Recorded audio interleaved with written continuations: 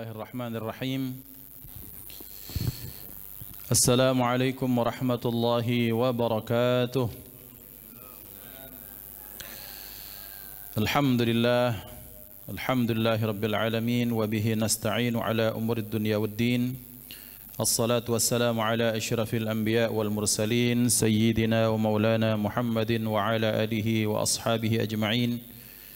اللهم صل وسلم على سيدنا محمد مفتاح باب رحمة الله عدد ما في علم الله صلاة وسلاما دائمين بدوام ملك الله وعلى آله وصحبه. اللهم رب اشرح لي صدري ويسر لي أمري واحلل عقدة من لساني يفقه قولي. سبحانك لا علم لنا إلا ما علمتنا إنك أنت العليم الحكيم. اللهم ارزقنا فهم النبيين وحفظ المرسلين وإلهام الملائكة المقربين. اللهم أغننا بالعلم وزينا بالحلم وأكرمنا بالتقوى وجملنا بالعافية. لا حول ولا قوة إلا بالله العلي العظيم والحمد لله رب العالمين. نوينا التعلم والتعليم والتذكر والتذكير والنفع والانتفاع والإفادة والاستفادة والحث على التمسك بكتاب الله تعالى وسنة رسوله والدعاء إلى الهدى والدلالة على الخير ابتغاء وجه الله ومرضاته وقربه وثوابه سبحانه وتعالى. الفاتح إلى حضرة النبي المصطفى محمد صلى الله عليه وسلم وأزواجه وذريته وأهل بيته وإلى والدينا ومشايخنا وأساتذتنا معلمينا وأولادنا وتلاميذنا بنية أن الله سبحانه وتعالى يرزقنا العلم والعمل ويحفظنا من الزي وزلل، وأن الله يفتح قلوبنا كفتوح العارفين وينور قلوبنا على بنور هداية اليقين. على هذه النية وعلى كل صالحة جامعة شاملة نافعة من خيرات الدنيا ونعم الآخرة، وإلى حضرة النبي المصطفى محمد صلى الله عليه وسلم بسر الفاتحة. أعوذ بالله من الشيطان الرجيم. بسم الله الرحمن الرحيم. الحمد لله رب العالمين الرحمن الرحيم مالك يوم الدين. إياك نعبد وإياك نستعين. اهدنا الصراط المستقيم صراط الذين أنعمت عليهم غير المغضوب عليهم ولا الضالين آمين. Hadratal muhtaramin, para guru, para kiai, para ustaz yang dimuliakan Allah, pengurus dan jamaah Masjid Baitur Rahman Bang Raya, mudah-mudahan senantiasa kita semua sehat walafiat, diberikan istiqamah dalam ketaatan, dimatikan dalam husnul khatimah. Bersalawat kita kepada baginda Rasulullah sallallahu alaihi wasallam. Allahumma salli ala sayyidina Muhammad wa ala alihi wa sahbihi wasallim. Mudah-mudahan salawat juga terus dilimpahkan kepada keluarga beliau, sahabat beliau, kepada tabi'in, kepada umat, dan masuklah kita di dalamnya. Amin Allahumma amin. Ikhwatal iman yang dimuliakan Allah Subhanahu wa taala, di pekan terakhir di bulan Muharram 1445 Hijriah ini kita akan membahas lanjutan dari Babus Tsumani, bab nasihat ke-8, maqalah yang ke-8. Kita masuk kepada nasihat yang keempat. Yang nasihat yang keempat ini adalah nasihat yang disampaikan oleh menantu Rasulullah sallallahu alaihi wasallam, Sayyiduna Uthman ibn Affan radhiyallahu anhu. Bismillahirrahmanirrahim. Qala al-muallif rahimahullahu ta'ala wa nafa'ana bi'ulumihi wa bimasyayikhihi fid darain amin. Wal maqalatur rabi'atu, dan makalah atau nasihat yang keempat, an Uthman radhiyallahu anhu, dari Sayyidina Uthman, meridai Allah Subhanahu wa taala akan dirinya. Annahu qala, bahwasanya beliau telah berkata, alamatul arifina thamaniyatu asya'a, tanda-tanda orang yang sudah sampai kepada maqam ma'rifat kepada Allah itu ada 8. Yang pertama, qalbuhu ayil arifi, yang pertama hatinya, yaitu hati orang yang al-arif billah, ma'al khawfi war raja'i, yaitu hatinya itu antara, bersamaan antara al-khawf, harap atau takut, kemudian ar-raja, al-khawf takut, war raja itu berharap kepada Allah. Wa aslul khaufi, dan asal mula khauf itu ma'rifatul qalbi bijalalillahi ta'ala, bahwa hati kita, hati seseorang itu mengenal kemuliaan Allah, wa qahrihi, dan kegagahan Allah, wa ghinahu an jami'i khalqihi, dan tak butuhnya Allah subhanahu wa ta'ala dari seluruh makhluknya. Kemudian wa syadidu iqabih, dan betapa pedih siksanya liman asahu, bagi orang yang mengingkari atau maksiat kepadanya. Fanasya'a min hadhil ma'rifati halatu wajilin, maka muncullah, tumbuhlah dari kondisi hati ini halatu wajilin, keadaan ia merasa takut, tusamma al khaufu, yang keadaan ini dinamakan dengan khauf. Wa thamratuhu, dan buah daripada khauf atau takut kepada Allah, al-maqsudatu minhu, yang diinginkan daripadanya, tarkul ma'asi, yaitu meninggalkan kemaksiatan. Ikhwah dimuliakan Allah subhanahu wa ta'ala, pada pagi hari ini kita dengan segala keterbatasan kita akan menyelami samudra hati yang Allah subhanahu wa ta'ala berikan kepada hamba-hambanya dimuliakan Allah subhanahu wa ta'ala. Bicara tentang al-arif billah, maka ini sering kita temukan al-alim, al-allamah, al-arif billah. Ada fulan bin fulan, biasanya di kitab-kitab, di muka-muka kitab atau di cover kitab, kita akan temukan kitab ini, buku ini dikarang oleh al-alim, al-allamah, seorang yang alim yang banyak sekali ilmunya. Kemudian diberikan gelar berikutnya yang tak main-main, yang jangan sampai kita sembarang memberikan gelar ini, al-arif billah, yang sudah sampai pada maqam mengenal Allah subhanahu wa ta'ala. Ikhwani muliakan Allah, apa itu ma'rifat? Ma'rifat itu adalah tingkatan di mana seseorang sudah kenal dengan dirinya sampai kepada relung kesadaran yang luar biasa. Kemudian selanjutnya sampai kepada tahapan dia kemudian merasa tak punya apa-apa, merasa tidak ada, dan yang ada adalah hanyalah Allah subhanahu wa ta'ala. Maka makom-makom seperti ini akan sampai kepadanya orang-orang yang memang diinginkan Allah subhanahu wa ta'ala. Maka orang-orang yang ma'rifat atau al-arif billah adalah orang yang mengenal Allah, yang ketika sudah kenal Allah, maka biasanya orang ini punya sifat apa? Salah satunya la khaufun alaihim walahum yahzanun. Mereka tidak punya rasa takut, tidak punya rasa sedih, karena takut dan sedih adalah buah perasaan, rasa memiliki sesuatu, padahal ternyata pada hakikatnya kita tak memiliki sesuatu. Kita sering bilang ini anakku. Oke, kalau masalah anakku pada bahasa syariat tak masalah. Tapi kemudian selanjutnya pada tatanan ucapan itu kita sadari betul-betul bahwa ini memang anakku. Nah, disitulah kemudian kelirunya kita. Bahwa hakikatnya di dunia ini apa sih yang kita punya?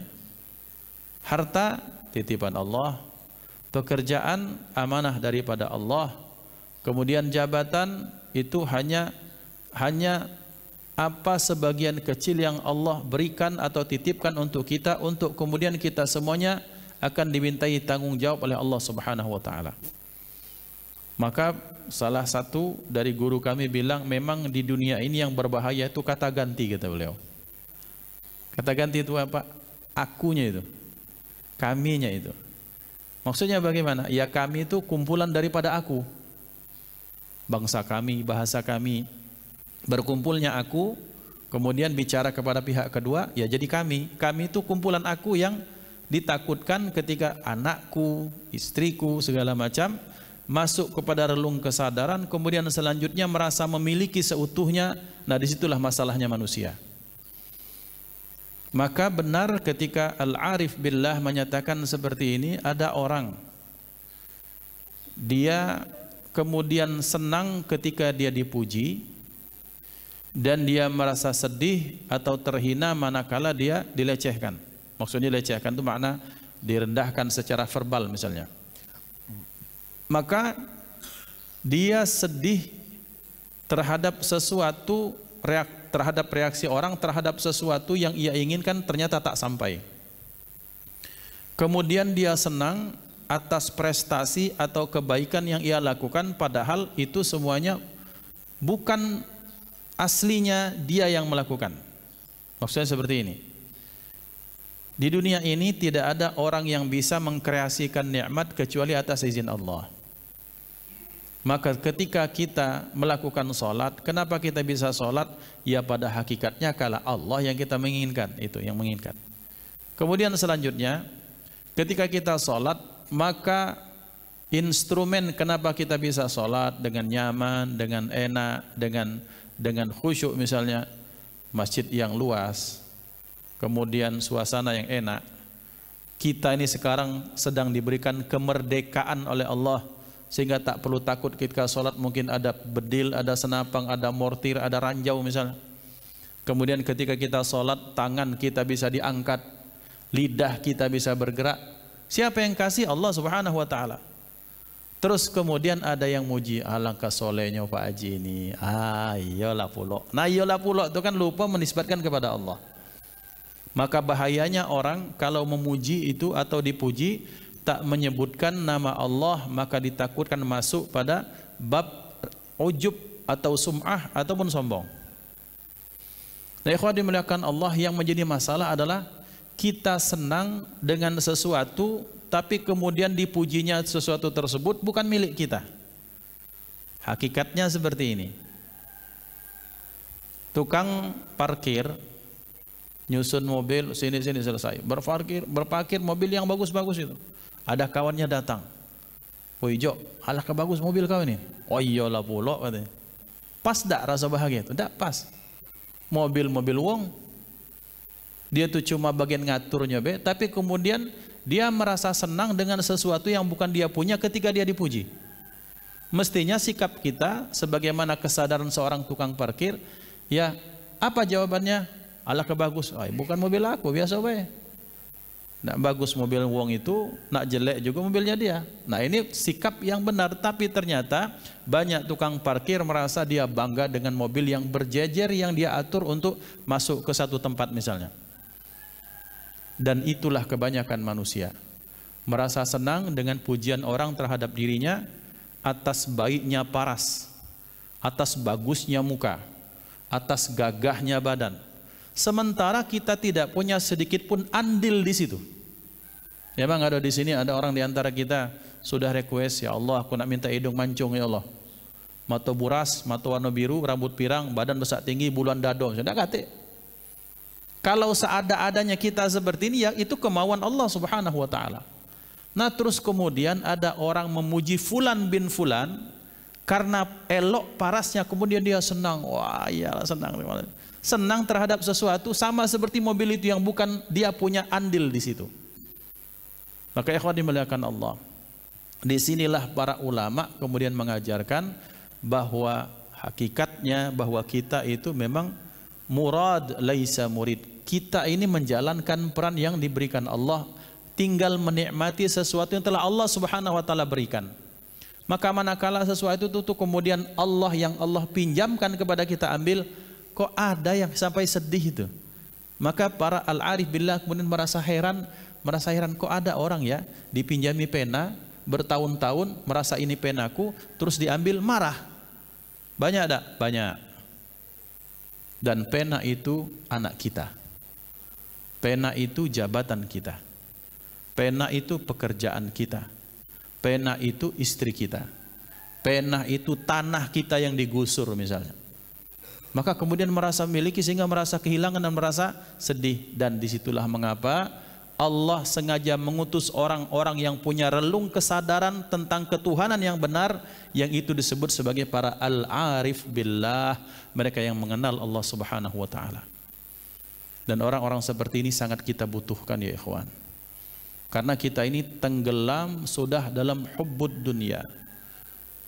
Ketika kita tenggelam dalam jebakan perasaan merasa memiliki, padahal pada hakikatnya bukan kita yang memiliki.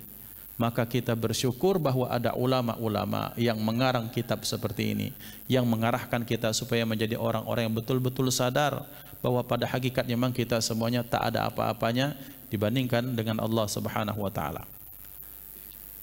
Nah, tanda-tanda dari orang yang mengenal Allah itu dikatakan Sayyidina Utsman bin Affan itu ada 8. Yang pertama hatinya, artinya hatinya orang yang mengenal Allah ini ma'al khaufi war raja, dia itu punya rasa takut berbarengan bersamaan dia punya rasa berharap tinggi kepada Allah.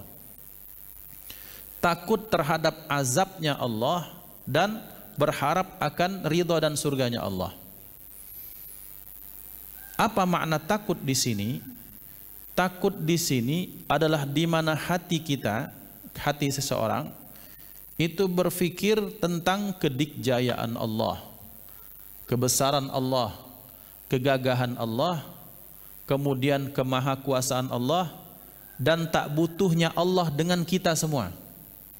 Tak butuh dengan saya, tak butuh dengan bapak-bapak yang hadir, tak butuh dengan pengurus masjid, tak butuh dengan istri kita, tak butuh dengan siapapun di muka bumi ini, di alam semesta Allah tak butuh.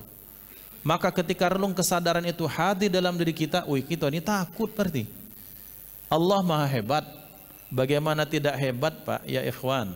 Bicara saja misalnya tentang kilat yang menyambar. Jutaan volt itu masuk ke bumi kita. Yang kalau ternyata kena orang, motong, gosong di tempat. Itu banyak terjadi. Maka kemudian rasa takut itu akan kemudian memunculkan kesadaran kalau petirnya atau kilatannya saja itu bagian kecil daripada makhluk Allah. Kenapa kok sampai menentang Allah itu, sampai melakukan kemaksiatan itu? Ya Allah, beri joy kita nih, hati-hati. Nah itu. Kemudian ya ikhwan, kalau kita bicara tentang alam semesta, karena Allah menyatakan sanurihim ayatina fil afaq. Ini ayat untuk menyadarkan kita semua. Besar kita Masya Allah. Merasa yang kurus, dia bekacau, bodybuilding, merasa badannya besar. Merasa badannya besar, masuk ke rumah seperti ini, rumah Allah yang besar seperti ini, kecil badannya. Kita merasa bahwa masjid ini besar. Kita zoom out lagi keluar, ternyata Masjid Baitur Rahman lumayan besar dibandingkan yang lain. Tapi pas kita tarik, ternyata pecah kotak kosetan ya ikhwan. Seperti kotak korek api. Mobil itu seperti batang korek api berjalan, kecil-kecil dan cak semut. Padahal kalau turun lagi ternyata besarnya minta ampun. Sampai zoom out ternyata bumi sangat kecil dibandingkan dengan mataharinya Allah. Dan ternyata bahkan kalau kita zoom out lagi, di alam semesta, di galaksi yang jumlahnya miliaran bahkan mungkin triliunan itu, bahkan ada planet yang sebesar matahari Pak. Fa aina nahnu, kata ulama. Kita ini di mana?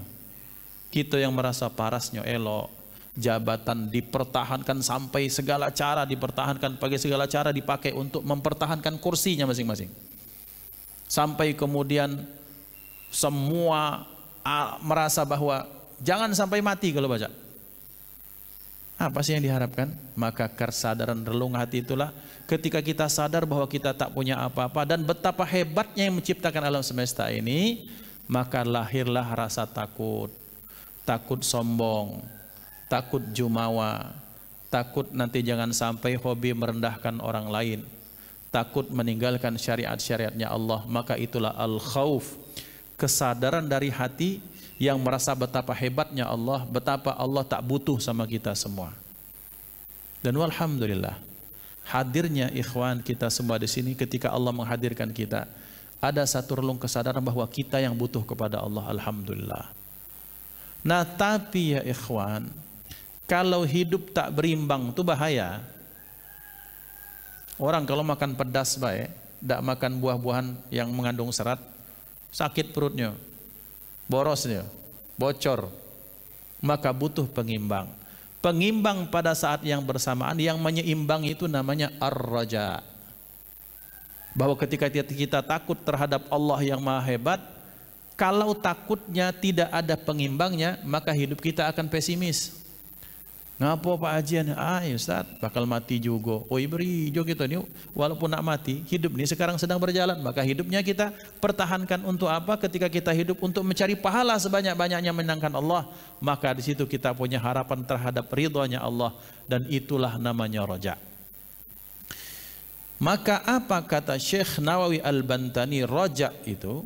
Jadi al-khauf itu takut, cemas terhadap Allah, takut terhadap ancaman dan murkanya Allah, sementara ar-raja adalah berharap, punya pengharapan luar biasa kepada Allah. Beliau berkata wa aslur raja'i, dan asal atau asal muasal raja itu apa? Ma'rifatul qalbi sa'ata rahmatillahi wa 'azima fadlih. Bahwa raja atau berharap itu berawal dari hati seorang hamba yang mengenal luasnya rahmat Allah Subhanahu wa taala wa 'azima fadlihi, dan betapa dia mengenal besarnya keutamaan kebaikan Allah Subhanahu wa taala, wa jamili wa'dihi, dan indahnya janji Allah liman ata'ahu, bagi siapapun yang mentaatinya. Fayansha'u min hadhil ma'rifati, maka tumbuhlah dari ma'rifat atau kondisi mengenal ini halatu farahin, kondisi yang bahagia dan senang atau sukacita, tusamma raja ar-raja'u atau ar-raja'a, yang dinamakan kondisi ini dinamakan dengan ar-raja'. Wa thamratuhu al-maqsudatu minhu, dan buah yang diharapkan darinya al-musara'atu fil khairat, bahwa kita bersegera kepada kebaikan. Bapak dan Ibu dimuliakan Allah Subhanahu wa taala. Ar-raja itu adalah di mana hati kita dipenuhi dengan kesadaran bahwa Allah Subhanahu wa taala itu maha kasih sayang kepada kita. Dan kasih sayangnya Allah, rahmatnya Allah itu kadang tak bisa dimasukkan logika kita betapa besar dan hebatnya. Pernah diceritakan bahwa Al-Imam Al-Ghazali itu dimimpikan Allah. Jadi bukan bermimpi, ini dimimpikan Allah. Jadi para aulia itu kalau mimpi dimimpikan Allah, bukan mimpi kayak gitu. Dimimpikan Allah, kemudian beliau bermimpi, setelah itu akhirnya bermimpi. Mimpi di hari kiamat ditimbanglah amal-amal beliau. Maka kemudian walhasil ketok palu, beliau masuk dalam golongan orang yang dimasukkan ke dalam surga. Tapi di sini letak ceritanya. Allah bertanya, wahai Muhammad Al-Ghazali, kira-kira dengan apa engkau masukkan surga sehingga kau masuk bisa seperti ini? Ya Allah, alhamdulillah saya mengarang kitab ini, Ihya Bidayatul Hidayah, mengarang ini, saya punya taklim, pengajian segala macam, yang dengan ini bisa memberikan manfaat kepada jutaan bahkan miliaran manusia. Kata Allah, tidak wahai Muhammad Al-Ghazali, bukan karena itu, tapi karena satu saat ketika engkau sedang menulis kitab pakai kalam itu dari bambu ya atau dari kayu, engkau celupkan di tinta, ketika engkau akan menulis, tiba-tiba datang seekor lalat. Seekor lalat itu kemudian hinggap, dia kehausan dan dia minum dari tinta, dari mihbarah itu kan sering wadah tinta seperti ini, orang nulis. Dari situ kemudian lalat itu hinggap, dia numpang minum dan engkau biarkan sampai dia kenyang dan terbang. Dan karena itulah aku ridho kepadamu. Ya ikhwan, membasuh kita di Palembang tak sepiro, tak sepadan dengan bahwa beliau penulis kitab, Masya Allah, Al-Ihya. Siapa yang enggak kenal? Para santri dan kiai habaib, siapa yang tidak pernah membaca kitab Bidayatul Hidayah? Kitab yang luar biasa. Siapa yang tak kenal, bahkan yang benci dengan beliau sekalipun, siapa yang tak pernah mendengar nama Al-Imam Al-Ghazali, Hujjatul Islam? Tidak ada yang tak kenal, kenal semua. Dengan kebaikannya, dengan prestasinya, dengan kitab yang beliau tulis. Tapi ternyata bukan itu yang kemudian menjadikan Allah ridha kepada beliau. Ternyata Allah ridha dengan rahmatnya Allah SWT dengan hal yang kecil, membiarkan lalat minum dari tinta itu dan pergi. Terbangun beliau, tersadar, beliau mendapatkan pelajaran daripada Allah. oh ternyata benar ketika ada seorang Al-Imam Ali Zainal Abidin itu menyatakan bahwa Allah katama ridahu fi ta'atih. Allah merendamkan, Allah mengacakkan, Allah tak memastikan di mana letak rahmat Allah. Apakah di salat berjamaah kita, apakah di pengajian kita seperti ini, apakah di sedekah Jumat kita, apakah di majelis sholawatan kita, tak tahu kita. Tapi ternyata ada kantong dari wong lama kan, kemudian ada kantong mungkin kantong apakah bekas tutup nasi goreng segala macam, ayo kantong ini diambil, cek saat itu berbarengan dengan rahmat Allah Subhanahu wa taala. Who knows, siapa yang tahu? Maka berarti kata beliau Al-Imam Ali Zainal Abidin, maka jangan engkau remehkan amal baik dalam bentuk apapun itu, supaya kita tomak berharap disitulah rahmat Allah sedang diturunkan untuk kita. Bayangkan Pak, dengan asbab yang kecil, dengan sehelai bulu mata, ada orang yang dalam riwayat, ada orang yang bakal dimasukkan ke dalam nerakanya Allah. Kata Allah kepada Sayyidina Jibril alaihissalam, wahai Jibril, lihat itu orang ada enggak kebaikan? Sudah, kenapa hampir masuk ke neraka? Dicari-cari, akhirnya ketika sudah ketok palu nak masuk ke neraka, kata Allah, tunggu, jangan masukkan dia ke neraka. Kenapa ya Allah? Kata malaikat, ini orang Allahu Akbar, bagaimana Allah medefa bahasa kita dusun, bagaimana prestasi keburukannya, maksiatnya segala macam. Kata Allah, pernah pada satu saat di malam hari dia terbangun terjaga, menyesali perbuatannya sampai nangis, tapi nangisnya tidak sampai bercocor sampai ke jenggot, tidak, setetes air matanya kena satu bulu mata, dan itu kemudian menjadi syafaat untuk dia sehingga dimasukkan ke dalam surganya Allah. Sepadan tidak? Tak sepadan menurut otak kita, tapi ketika kita ingat pada rahmat Allah sangat sepadan.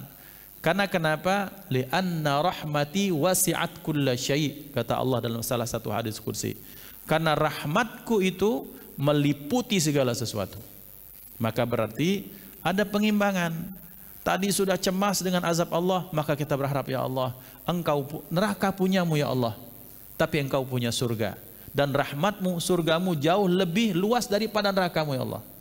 Jadi kalau ada banyak panitia-panitia neraka ini, mereka belum kenal dengan rahmat Allah berarti. Ini neraka. Coba Allah kecak mudah masuk neraka ini. Sementara Allah menjanjikan rahmatku itu meliputi segala sesuatu. Maka kita berharap jangan sampai kita pesimis, jangan sampai kita kemudian gampang menyalah-nyalahkan. Kita berharap ada sisi kebaikan orang dan kita berhusnudzan, dari kebaikan itulah Allah akan memberikan rahmat dan surganya untuk orang lain. Kita akan menganggap Pak bahwa pencekek botol itu pasti masuk neraka, wallahu alam. Tapi sebagai hamba yang tak melakukan itu, yang melihat kejadian itu, kita tetap berhusnudzan, mungkin dia sedang lalai, sedang lupa. Kita yakin dia punya kebaikan yang kemudian dengan asbab itu Allah akan memberikan dia hidayah, mengampuninya dan masuknya ke dalam surga. Bukan berarti dia menyekek botol itu tidak salah, haram hukumnya. Tapi apakah kemudian itu saja yang kita perhatikan dari orang? Pak, umur 60 tahun, pelaku maksiat sekalipun Pak, jadikan pelajaran untuk saya dan kita semua. Sepenjahat-penjahat orang Pak, tidak galak dia dapat bini yang serampangan sembarangan. Sejahat-jahat suami istri tetap pengen masukkan anaknya ke pondok, pengen ada anaknya hafal Quran, betul tidak? Seperti itu, nurani itu bicara. Pernah kejadian tahun berapa? Tahun 2000 awal. Ada Interpol dari Singapura atau dari mana? Kerjasama dengan polisi Indonesia, nangkap, ya biasalah di tempat kita, di mana lagi ditangkap. Di mana dia? Kapan ditangkap? Ditangkap ketika malam takbiran dia mau pulang Pak. Pengen takbiran di dusun, aduh hati pengen taubat ya ikhwan. Nah berarti kita ini saya melihat penjahatnya segala macam, tapi kita lupa dengan kemaksiatan kita sendiri, sehingga kita kemudian ketok palu jadi wakil Allah, neraka nih, sesat ini tahayul, bid'ah, khurafat segala macam. Maka al-khawfu war-raja berseimbang, sehingga untuk diri kita, kita berharap, ya Allah, aku ini jahat ya Allah, aku ini pelaku kemaksiatan ya Allah, tapi aku yakin ya Allah, berharap bahwa engkau rahmatmu luas, sehingga punya semangat untuk terus taat ibadah kepada Allah SWT. Karena Di antara bahayanya orang masuk kepada bab khauf saja yang berlebihan, setan akan masuk di situ dengan cara, ngapain? Sudah mau taubat nih, ngapain kau ke Baitur Rahman? Pengurusnya resek-resek, cuek-cuek pengurusnya. Jamaah cak ada kenal dengan wong, tak usahlah kau situ. Sudahlah sekalian bela kau jadi sekalian basah mandi sekalian. Dalam hatinya benar nian, laju, tak selesai lagi, tak taubat lagi. Itu setan yang masuk. Karena tidak diimbangi dengan roja. Didukung pula dengan kita yang seperti itu misalnya wal iyadzubillah. Ini terjadi, betul-betul terjadi. Ada fulan bin fulan sudah mau taubat. Kemudian ketika dia masuk tak sengaja dia membuat kotor itu masjid, misalnya ada air tumpah sama dia. Dimarahi sama marbotnya. Dimarahi sama pengurusnya. Padahal itu momen di mana dia mau ke masjid, pengen balik lagi, pengen inabah, taubat kepada Allah. Dengan sikap seperti itu dia akhirnya apa? Kecil hati, patah arang.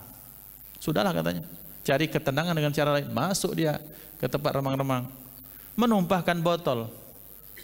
Numpah botol itu, kemudian apa? Yang ini ternyata diperhatikan oleh yang menyajikan. Oh, tidak apa-apa Pak, aman, senyum segala apa. Dengan tingkah yang friendly, Pak. Sampai datang manajernya datang, untuk bos katanya kami freekan ini 1 botol. Ini dia tempat yang betul. Tadi di masjid saya dihina-hina, sekarang sini saya diterima. Tenggelam di situ saya masalah kita semua ya ikhwan. Karena terlalu fokus dengan kesalahan orang lain. Maka ini pengingat untuk al-faqir dan kita semua, bahwa al-khauf war roja itu sangat penting untuk diri kita maupun sikap kita kepada orang banyak. Maka tapi tidak pula bisa kita mengandalkan roja terus. Tenang baik, tak solat. Ngapo? Allah tuh maha pengampun, dosa besar ini. Kaget baiklah taubat. Ngapo? Masih lama jo. Siapa tahu masih lama? Habis lama tuh silaturahim Israel selesai sudah. Jadi ya ikhwan yang dimuliakan Allah Subhanahu wa taala, orang yang al-arif billah, yang mereka diizinkan Allah untuk mengenal Allah adalah apa? Orang yang hatinya punya dua maqam ini secara bersamaan. Al-khaufu war raja. Jadi kita ini berimbang. Maka ketika kita taat, kemudian kita tidak jumawa.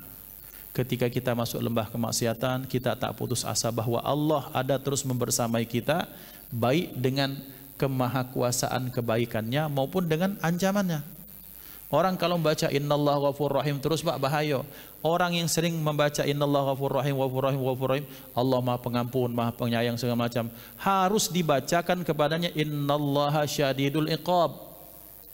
Harus dibacakan pada orang seperti ini, supaya dia tidak lupa bahwa Allah itu siksanya luar biasa. Caranya mana? Bacakan ayat obat nyamuk, puntung rokok, ceculkan ke badannya. Nah, ini sakit kan? Azab Allah terlebih daripada itu. Astagfirullah, katakan iya benar-benar. Tapi orang yang baca innallaha syadidul iqab tersebut sampai dia tidak begawe-gawe, istighfar terus di masjid. Nangis di masjid, anak bini nangis kelaparan. Nah, kita bacakan ayat-ayat tentang kemahakuasaan Allah Subhanahu wa taala. Qum fa anzir.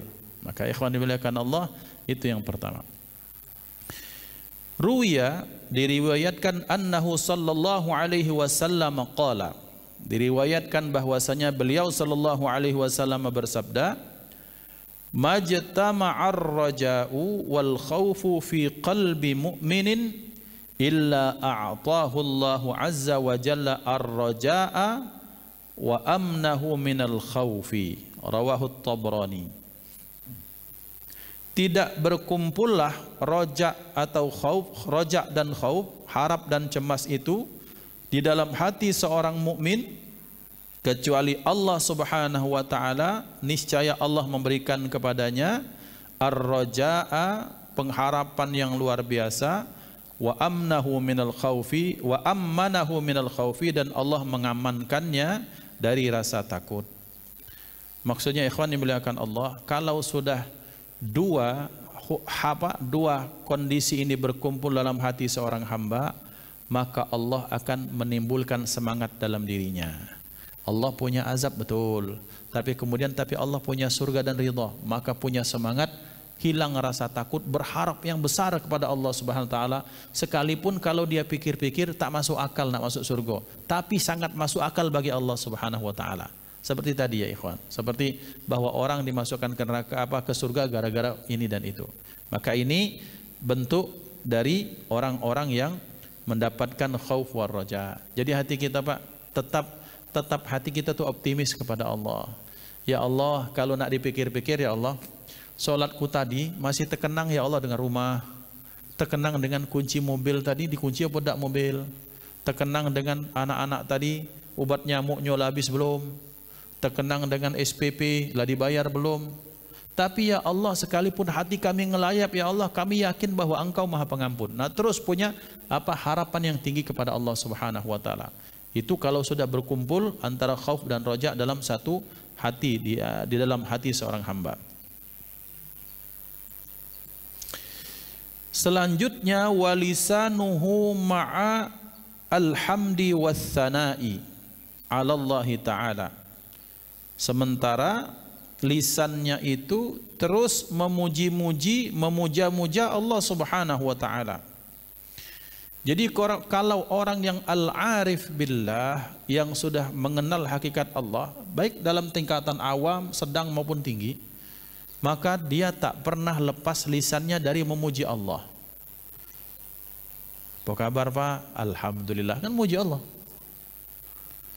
Mak mano Allah bagus mobil, alhamdulillah. Jengak burung, masya Allah, Allah bagus suara burung tuh. Jengak itu subhanallah. Kaget, astagfirullah. Kemudian lagi sakit, ya Allah. Lepas tak dari zikir? Tak pernah lepas. Memuji Allah SWT. Maka orang-orang yang seperti ini, orang-orang yang sudah sadar akan kebaikan Allah, kesadaran dalam relung batinnya, Allah itu bukan zat yang zalim. Maka dia sadar ketika bahkan Allah memberikan penyakit sekalipun pada dirinya, maka penyakit itu pasti ada sebab dan adalah untuk kebaikan untuk dirinya. Sama seperti ini ya Bapak. Kita ini kan sering, betapa seringnya kita diberikan kesempatan untuk masuk ke pintu syukur. Kata Allah, nah ngapa belum datang-datang budak ini? Tak kasih kau sakit. Berharap Allah, bahwa Allah mengharapkan dari pintu tersebut kita nyebut Allah. Ketika sehat tak pernah nyebut Allah. Pas sakit didatangi jamaah Baitur Rahman. Apa kabar Pak? Ya Allah Ustaz, inilah. Nah, lah tersebut nama Allah di situ. Kemudian bergerak dikit sakit, ya Allah. Nah, itu yang Allah inginkan. Ketika itu kemudian, ya Allah minta ampun. Nah, Allah itu inginkan. Jadi ternyata pertanyaannya, ketika menyebut Allah baik tidak? Baik, maka kebaikan itulah yang Allah inginkan dari kita seorang hamba. Membahas kita ini menemani dibukakan pintu nikmat, pintu syukur belum masuk-masuk. Allah bukan karena benci, tapi karena sayang, maka Allah ingin tetap dia itu diingat. Allah ingin dia diingat, dikenal, disebut, kemudian dipuja-puja, bahkan disandarkan nasib hambanya kepada dirinya lewat pintu sakit, lewat pintu musibah. Betapa banyak ya ikhwan, ada orang yang betul-betul lupa sama Allah, tapi ketika ternyata anaknya diberikan sakit yang berkepanjangan, qadar Allah, ternyata ada yang coba diruqyah. Tak yakin, tapi kemudian ketika diruqyah, kemudian ternyata sembuh, ada kemajuan, maka dengar ayat, ya Allah, ternyata aku selama ini khilaf kepadamu. Nah, kesadaran itu Allah suka. Nyebutnya itu, kita nyebut nama Allah, Allah suka. Jadi bahkan dalam konteks ketika orang itu diberikan musibah, itu pun dalam rangka kebaikan untuk orang tersebut. Maka disitulah beliau sallallahu alaihi wasallam itu berkata, ajaban li amril mu'min. Mengherankan ini orang iman. Kenapa mengherankan? Jika dikasih nikmat, dia syukur, dapat pahala, baik.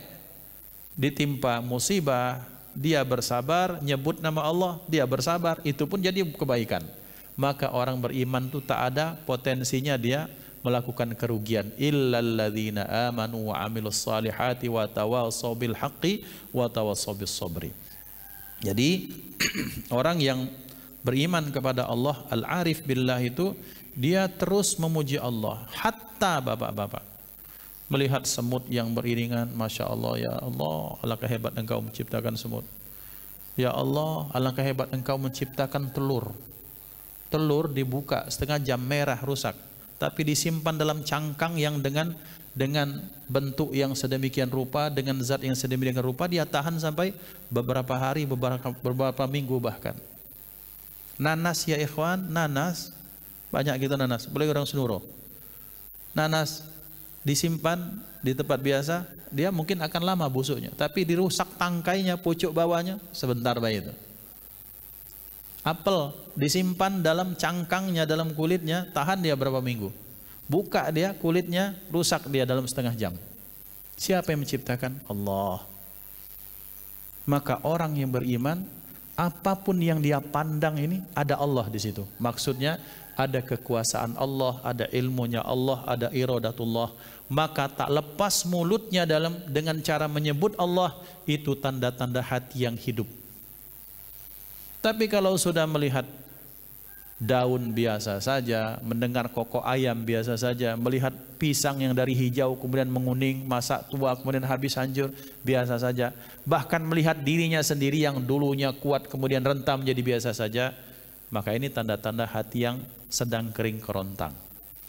Maka kita bersyukur, berharap bahwa lisan kita ini terus dipakai untuk memuji Allah Subhanahu wa ta'ala.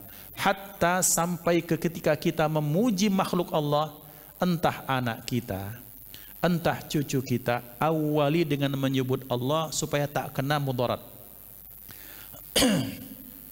Kami sering sampaikan, penyakit ain itu ya ikhwan, bukan hanya muncul gara-gara kebencian seorang kepada fulan dan bin fulan. Tapi penyakit ain juga bisa ditimpakan Allah kepada dengan dasar kekaguman terhadap orang lain diucapkan tapi tak menyebutkan Allah di situ. Yang dipuji tak menyebut Allah di situ, kena nanti. Belagaknya anakmu, hai mak inilah anakku ini memang dinjuk makanan sehat, ya sehat. Yang muji tak menyebut Allah, yang dipuji tak menyebut nama Allah, rentan sekali takut kena penyakit ain. Maka di situ dikatakan para habaib, kiai, ulama, kalau kita mau memuji atau kita sedang dipuji atau anak kita dipuji, masya Allah belagaknya budak ini ada Allah di situ. Atau ketika belagaknya budak ini, bagusnya budak ini, solehnya, bacakan salawat Allahumma sholli ala sayyidina Muhammad ala sayyidina Muhammad, insya Allah nggak kena ain. Karena ada nama Allah di situ. Itu yang diajarkan para ulama. Karena pernah zaman dahulu terjadi sahabat, Pak, sahabat Rasulullah sallallahu alaihi wasallam. Ini mereka dalam satu peperangan, mereka nih perang. Kemudian dari satu tempat namanya berjamaah itu kan, buka badan, kemudian mandi di kolam besar bersama. Kata kawannya, alangkah bagus badanmu ini, sampai muncullah saya ini. Tiba-tiba tak lama yang dipuji itu pingsan, sakit, lumpuh, tak bisa bergerak. Diadukan ini kepada Rasulullah, dipanggil, siapa yang sama dia? Ini.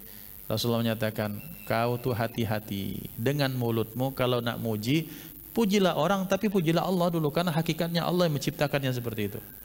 Disuruh orang ini yang muji tadi berwudu, maka air dari wudunya itu dimandikan, diusapkan kepada orang tersebut, dibaca doa Rasulullah, itu sembuh.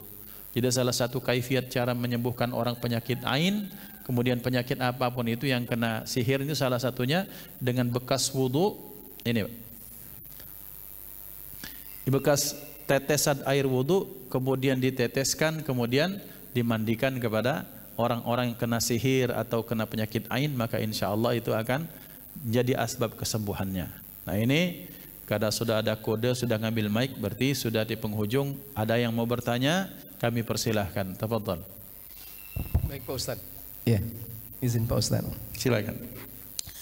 Baik, assalamualaikum warahmatullahi wabarakatuh. Waalaikumsalam warahmatullahi wabarakatuh.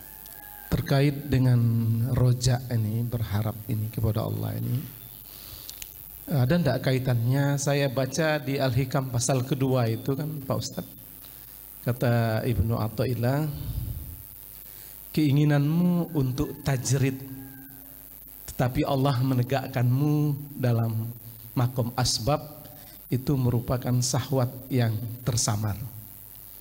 Keinginanmu untuk menegakkan asbab atau keinginanmu untuk asbab, tapi Allah menegakkanmu dalam tajrid, merupakan kejatuhan dari himmah yang tinggi.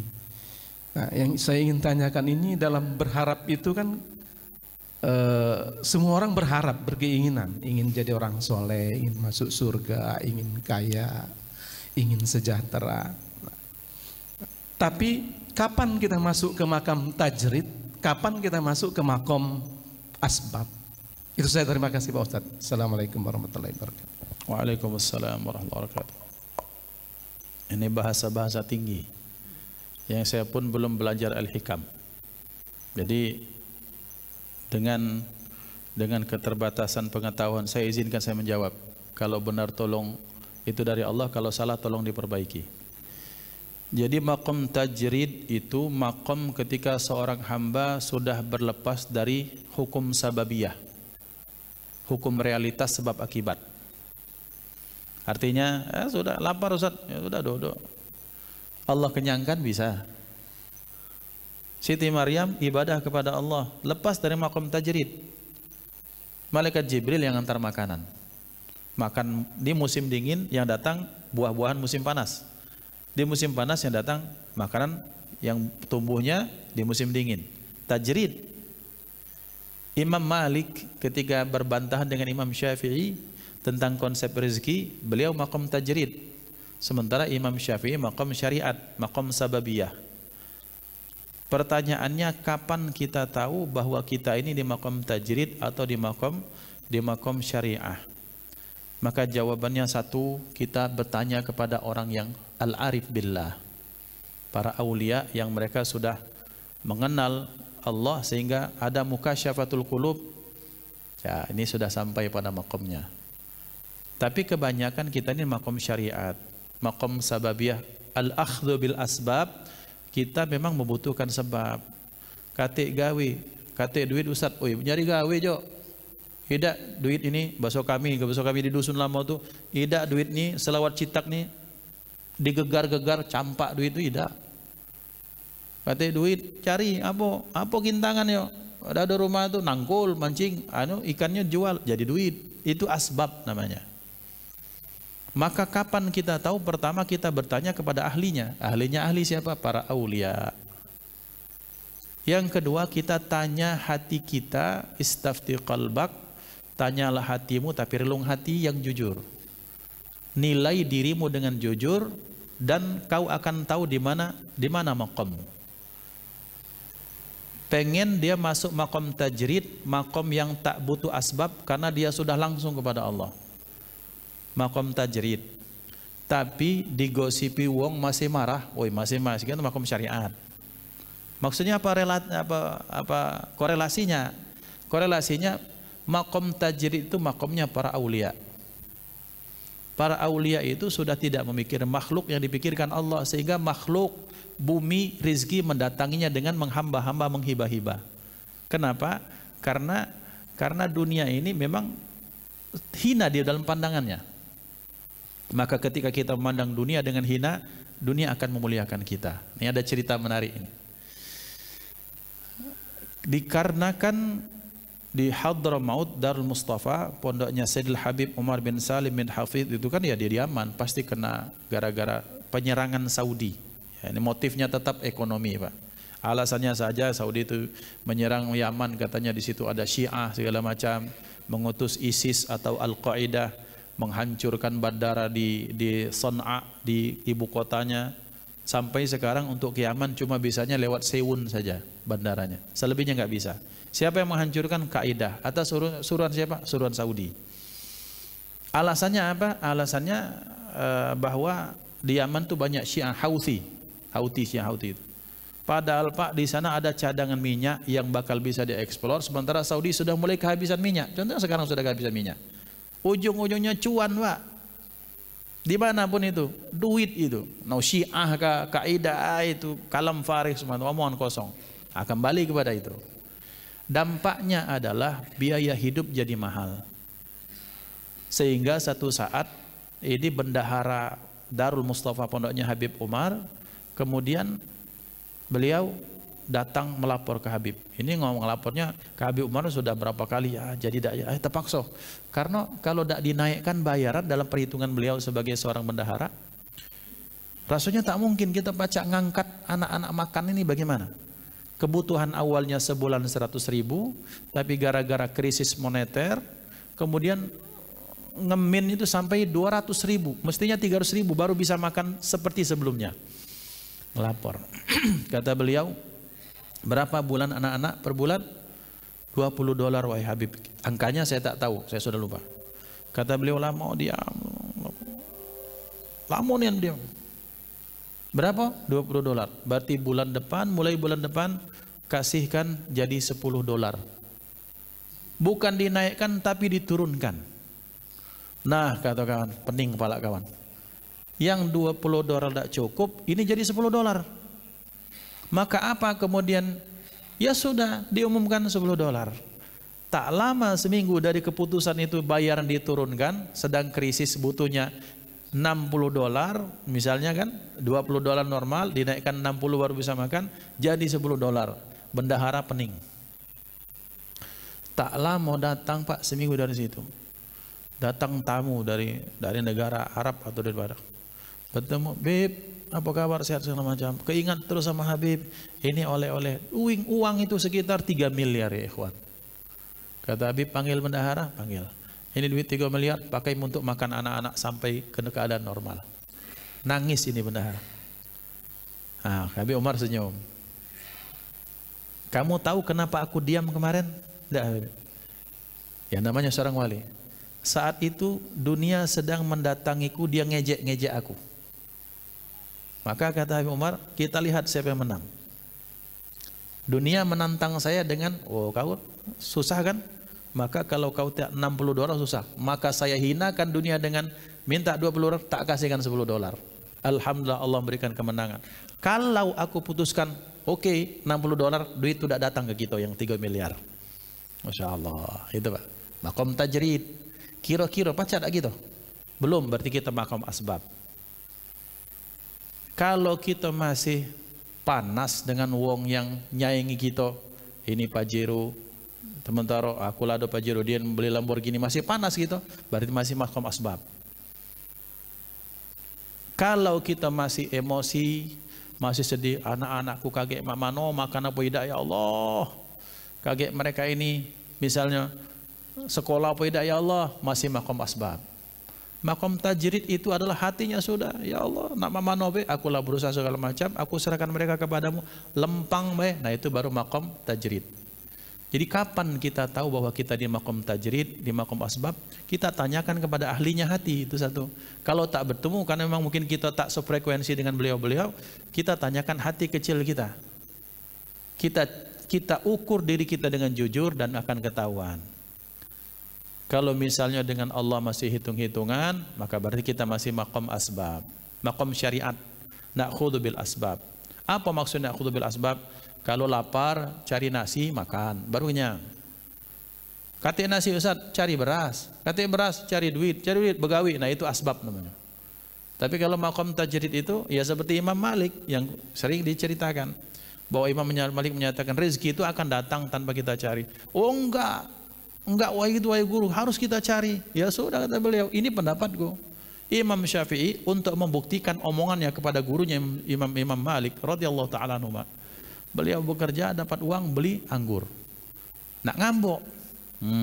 Tunggu guru. Dibawalah ini anggur. Nah ini guru hadiah. Kemarin aku berusaha dapat anggur. Ini hadiah. Alhamdulillah kata Imam Malik. Aku tidak perlu kemana-mana, anggurnya yang datang. Salah dah Imam Syafi'i? Benar. Salah dah Imam Malik? Benar. Dengan makomnya masing-masing. Nah itu. Sebagai penutup cerita. Karena kita sudah di penghujung.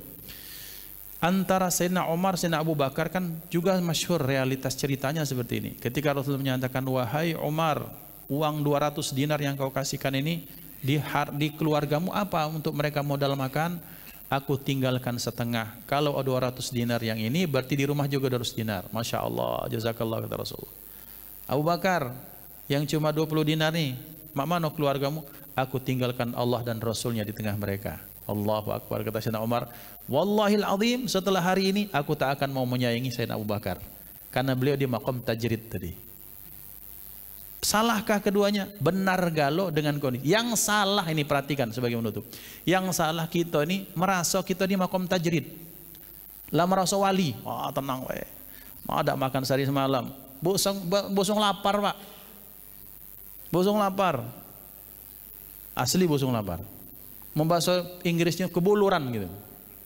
Masih dimasuk makom asbab tapi merasa tajrid itu salah perasaan, terlalu pede.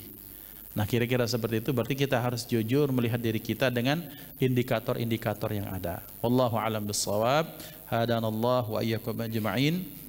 Mudah-mudahan manfaat. Kita tutup dengan baca doa berharap rahmat Allah, ridha Allah, pintu ijabah dibukakan oleh Allah Subhanahu wa taala untuk kita semua. A'udzubillahi minasyaitonir rajim. Bismillahirrahmanirrahim. Alhamdulillahirabbil alamin. Allahumma shalli ala sayyidina Muhammad wa ala alihi wa ashabihi ajma'in. Allahumma ij'al jam'ana hadha jam'an marhuma وتفرقنا من بعده تفرقا معصوما ولا تجعل فينا ولا منا ولا معنا شقيا ولا محروما اللهم اهدنا بهداك واجعلنا ممن يسارع في رضاك ولا تولنا وليا سواك ولا تجعلنا ممن خالف أمرك وعصاك وحسبنا الله ونعم الوكيل ربنا ظلمنا أنفسنا وإن لم تغفر لنا وترحمنا لنكونن من الخاسرين رب إني مسني الضر وأنت أرحم الراحمين حسبنا الله ونعم الوكيل نعم المولى ونعم النصير ولا حول ولا قوة إلا بالله العلي العظيم لا إله إلا أنت سبحانك إنا كنا من الظالمين ربنا آتنا في الدنيا حسنة وفي الآخرة حسنة وقنا عذاب النار وصلى الله على سيدنا محمد وعلى آله وصحبه وسلم والحمد لله رب العالمين تقبل الله منكم منا ومنكم تقبل يا كريم. Kita tutup sempurnakan dengan kafaratul majlis. Subhanallah wa bihamdihi subhanakallah wa bihamdika asyhadu an la ilaha illa anta astaghfiruka wa atubu ilaik. Assalamualaikum warahmatullahi wabarakatuh.